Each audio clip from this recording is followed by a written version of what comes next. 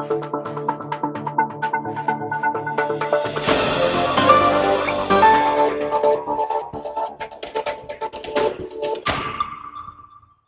I don't think I know anyone who enjoys driving through severe weather, especially when heavy rain and hail and strong winds and all those kind of things are going on. It's just miserable.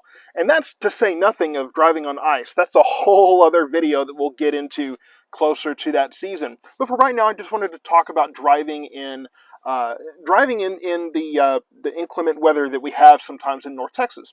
So I want to start with when you're here in the driveway.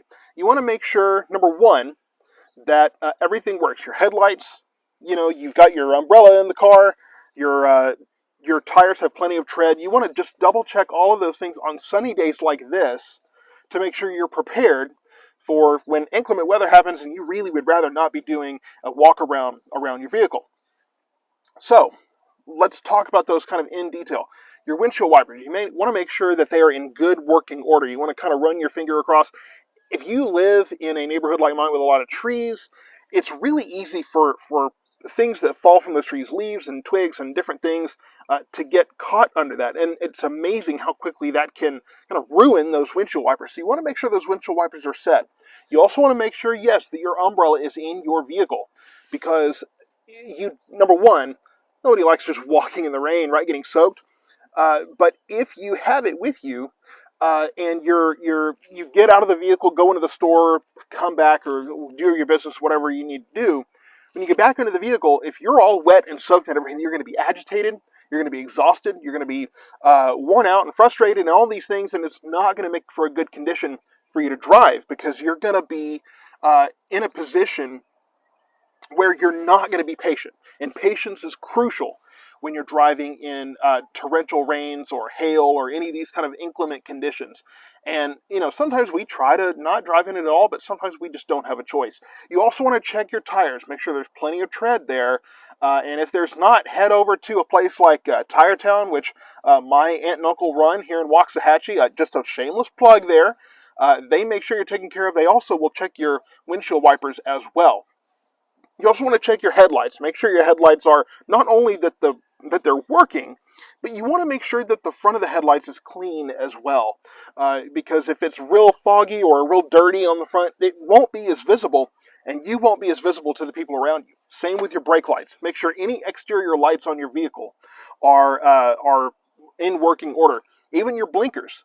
Obviously, turning, but if you have your hazards on, then, sometimes you want to put your hazards on if it's really, really hard to see. You want to maximize your visibility. So turning on your hazards sometimes is a good idea. So let's get out of the driveway. You're driving down the road, you're going, and, one thing you want to do is just take your time. Be patient, okay? If you're late to somewhere, come to peace with the fact that you're late. Let that person that's waiting on you know. Let them know, you know what? It's raining, it's storming. I'm going to do the best thing for me. Be safe, take my time, not hurt myself or anyone else on the road. Most people are going to accept that. If they don't, I'll talk to them. But, when it comes down to it, when it comes to keeping yourself safe, most people are going to respect that. So you're on the road, and you want to make sure that you give yourself plenty of space between other vehicles, right? Make sure that you are not, right up on somebody, or somebody's not right up behind you. Just make sure, on a normal day, of course, you want to have maybe a car length, half a car length, or a car length between you and the other person. I would say a car length or maybe a little more, just to be safe. But in inclement weather, 2 or 3 car lengths. Really give yourself as much space as you can. Don't drive too slow, because sometimes that can cause issues as well. But you want to make sure that there's plenty of space, so that, when it comes to braking, if you need to brake all of a sudden, it takes a second. It's going to take a little longer for you to see the vehicle in front of you. It's going to take a little longer for you to slow down and stop safely. And it's going to take a little longer for the person behind you to go through all that too. So it takes more time, and that time adds up. So you want to make sure that there's plenty of space out there. Now, you also want to make sure that you're watching you kind of know your route and know where you can pull over safely if you need to. If it's really heavy rain and visibility is dropping quickly, like I said, throw on those flashers, those hazard lights. But Sometimes that's just not enough. It's just too much for you to navigate. Pull over somewhere safely. If you can pull into a parking lot of somewhere, that's great. If you can pull over on the side, if there's a shoulder there, make sure you pull over somewhere where there is a shoulder or a field or grass or something where you're not just right on the side of traffic that's going through and you're not going to get hit somewhere. The thing is, though, do not pull up under overpasses. You don't want to impede traffic. You don't want to impede the people who are trying to get where they go. You especially don't want to impede first responders that may need to respond to car accidents or other situations that arise in severe weather. So don't pull under overpasses. Just do not do that. It is not helpful for anybody. I know it makes sense, but don't do it. Just pull over somewhere safely. Wait for those storms to pass over. Now, if the worst case happens and you start to, fishtail and start to kind of swerve in a little bit, turn into the swerve. Okay, that's going to help you to mitigate that fishtail and regain control of the vehicle. Going back a few, that's why you want to make sure you have plenty of space between you and the next person. The last thing I would say is just watch the forecast.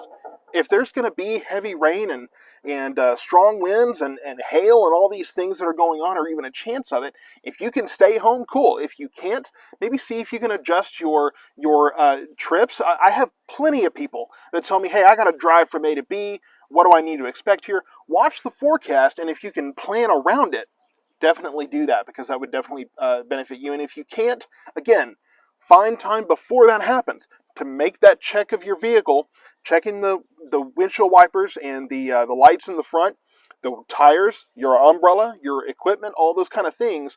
God forbid if you have to change a tire, you want to make sure you have that equipment too. You don't want to be sitting there searching around for everything in the middle of a rainstorm. I've done that. Not fun. And again, try to mitigate any kind of stresses or frustrations. It's stressful enough driving through that kind of weather, so you don't want to give yourself the opportunity to get more frustrated and just make the situation worse. But it looks like I have to go now, so thank you so much for tuning into this. Follow elliscountyweather.com for any updates on the forecast and different segments like this one. Make sure you're subscribed to YouTube and following on Facebook as well for all the latest there. I'll see you later.